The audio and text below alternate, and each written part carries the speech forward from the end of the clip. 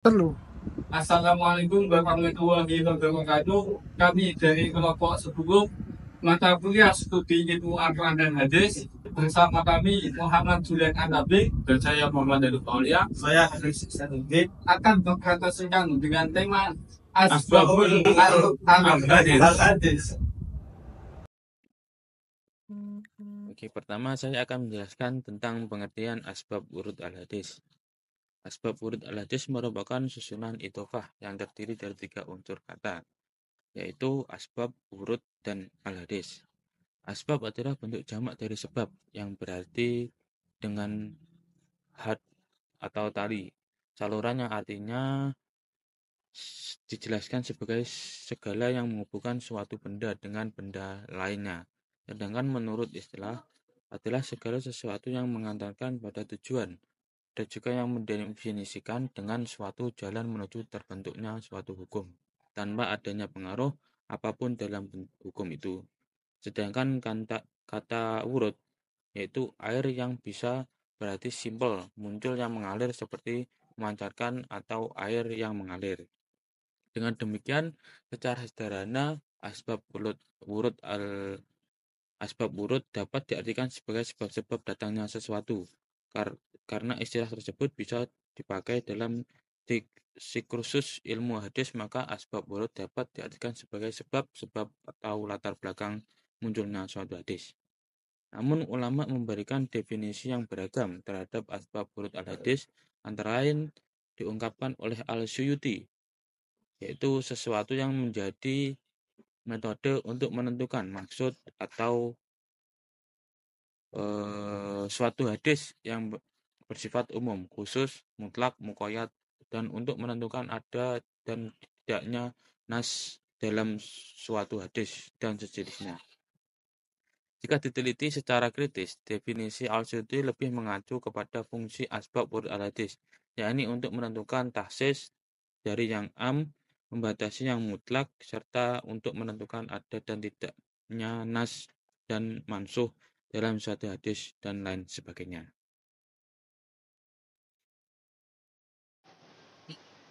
Baik, selanjutnya kita akan meneruskan materi tentang asbabul wurud al-hadis. Yang bab kedua yaitu macam-macam asbabul wurud. Jadi menurut Imam As-Suyuti, asbabul wurud itu dibagi menjadi 3. Yang pertama yaitu tentang sebab yang berupa ayat Al-Quran. Yang kedua tentang hadis itu sendiri. Dan yang ketiga itu sebab berupa keterkaitan pendengar pada kalangan sahabat. Langsung saja, yang pertama yaitu sebab yang berupa ayat Al-Quran. Maksudnya, ayat Al-Quran itu menjadi penyebab Nabi mengeluarkan sabdanya.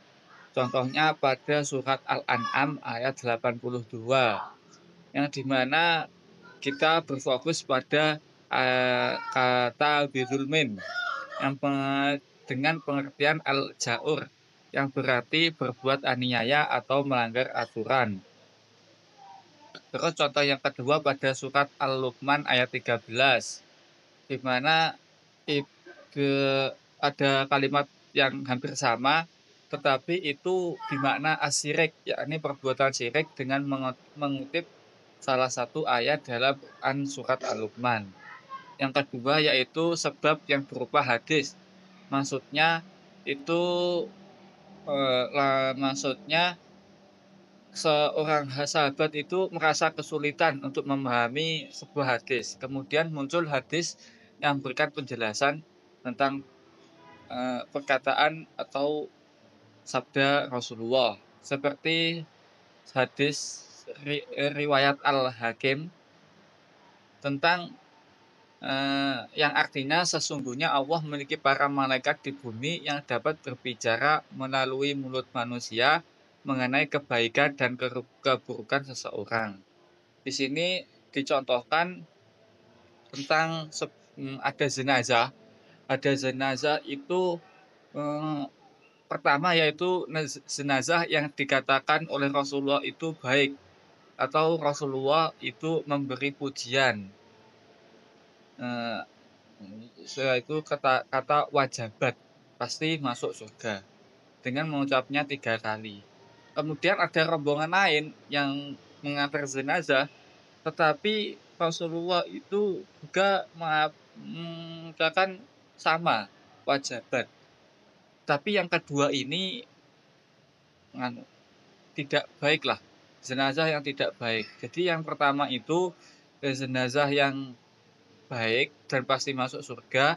Tapi yang kedua yaitu tentang menikah jenazah yang celaka atau tidak baik. Yang ketiga yaitu berkaitan dengan pendengaran sahabat. Sebagai contoh yaitu ketika Fathul Mekah ada seorang sahabat yang bernama Suraid ibnu Suwaid As-Saqafi dan ia bernazar akan sholat di Baitul Maqdis. Tetapi Rasulullah itu tidak usah ke Baitul Maqdis lah gitu benarnya. Tidak usah ke Baitul Maqdis, cukup ke Masjidil Haram. Karena di Masjidil Haram itu ketika kita sholat di Masjidil Haram, maka itu sudah sama 1000 kali sholat di masjid lainnya. Jadi ketika Rasulullah itu menyuruh sahabatnya As-Saqafi itu tadi, itu sudah untuk sholat ke Masjidil Haram itu sudah cukup untuk memenuhi nazarnya ketika As-Saqafi itu akan sholat di Baitul Maqdis. Baik, saya akan menjelaskan materi selanjutnya tentang cara mengetahui asbab al-wurud al-hadis. Cara mengetahui asbab al-wurud sebuah hadis adalah dengan melihat aspek-aspek riwayat atau sejarah yang berkaitan dengan peristiwa munculnya hadis, baik yang tercantum pada matan hadis itu sendiri atau pada hadis yang lain, maupun yang tidak tercantum tetapi disebutkan secara tersendiri atau ditelusuri melalui riwayat atau sejarah atas dasar pemberitaan para sahabat. Namun secara terperinci, untuk mengetahui asbab wurud al-hadis dapat diketahui dengan beberapa cara, yaitu yang pertama melalui riwayat hadis Nabi, baik diungkapkan secara tegas dalam hadis itu sendiri atau dalam hadis yang lain maupun dalam bentuk isyarat atau indikasi saja. Hal tersebut diperoleh melalui riwayat-riwayat yang secara integral merekam peristiwa, pernyataan, pertanyaan, atau segala sesuatu yang melatar belakangi ucapan atau sikap Nabi, baik secara tegas maupun tersirat. Yang kedua, melalui informasi, akwal sahabat, riwayat-riwayat yang disandarkan kepada sahabat, mengingat mereka hidup, berinteraksi, dan melihat sebagian besar peristiwa-peristiwa yang terjadi bersama Nabi SAW. Yang ketiga, melalui ijtihad. Proses ijtihad pada umumnya dilakukan dengan melakukan tahrij hadis untuk mencari segala informasi terkait dengan tema yang dikaji. Ada kalanya asbab wurud ditemukan dalam beberapa hadis yang periwatannya itu berbeda. Sementara untuk mencapai konteks makro, terlebih ketika sebuah riwayah memang sama sekali tidak memiliki catatan kultural dalam kondisi apa ia disampaikan, maka diperlukan penelitian yang lebih mendalam dan lebih luas terkait dengan kondisi sosial, kultural, ekonomi, politik masyarakat Arab pada waktu itu. Sehingga ucapan atau sikap Nabi SAW yang telah wafat 15 mungkin abad yang lalu akan mudah dipahami dan dikontekstualisasikan pada masa sekarang sesuai dengan semangat zaman, namun tanpa mengurangi nilai-nilai profetik di dalamnya. Di samping itu, beberapa pendekatan alternatif yang dapat dilakukan sebagai alat bantu sebagai berikut. Melakukan pemahaman hadis dengan pendekatan historis, yaitu upaya untuk memahami hadis dengan mempertimbangkan kondisi historis empiris, kondisi sejarah pada saat hadis disampaikan Nabi SAW. Yang kedua, pendekatan sosiologis, yaitu upaya memahami hadis dengan menyoroti dari sudut posisi manusia yang membawanya kepada perilaku itu. Dan terakhir, pendekatan antropologis, yaitu upaya memahami hadis dengan memperhatikan pola-pola yang terbentuk pada tatanan nilai yang dianut dalam kehidupan masyarakat. Penggunaan beberapa pendekatan tersebut kiranya juga dapat dikembangkan lebih lanjut dengan menggunakan atau juga memadukan pendekatan psikologis untuk mengungkapkan aspek-aspek dari dalam diri manusia yang berkaitan dengan pengalaman dan lingkungannya. Sekian materi dari saya teruskan untuk materi selanjutnya. Baik, bagian yang terakhir adalah kesimpulan. Asbab wurud al-hadis merupakan konteks historisitas yang melatar belakangi munculnya suatu hadis.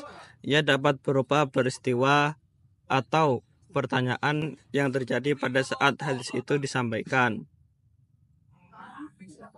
Dengan kata lain, ungkapan asbab wurud al-hadis adalah faktor-faktor yang bisa melatar belakangi munculnya sebuah hadis.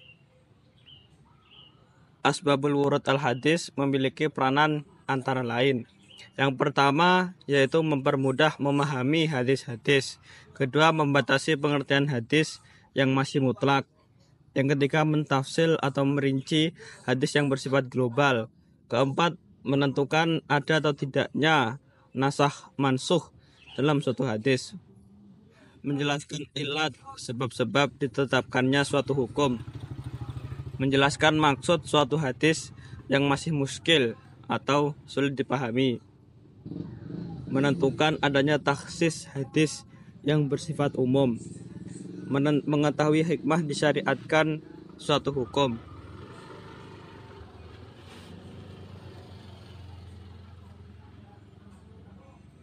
Cara mengetahui asbab al-wurud dapat dilacak pada hadis itu sendiri, pada riwayat-riwayat sahabat, dan hasil ijtihad yang dilakukan oleh para ulama. Sedangkan pendekatan-pendekatan yang dapat membantu untuk mengetahui asbab al-wurud antara lain adalah yang pertama, pendekatan historis, pendekatan sosiologis, pendekatan antropologis, bahkan bisa diperkaya dengan beberapa pendekatan-pendekatan yang lainnya. Baik, mungkin cukup sekian yang dapat kami sampaikan dari kelompok 10 mata kuliah studi Quran dan Hadis. Kurang lebihnya saya mohon maaf, saya minta maaf. Wassalamualaikum warahmatullahi wabarakatuh.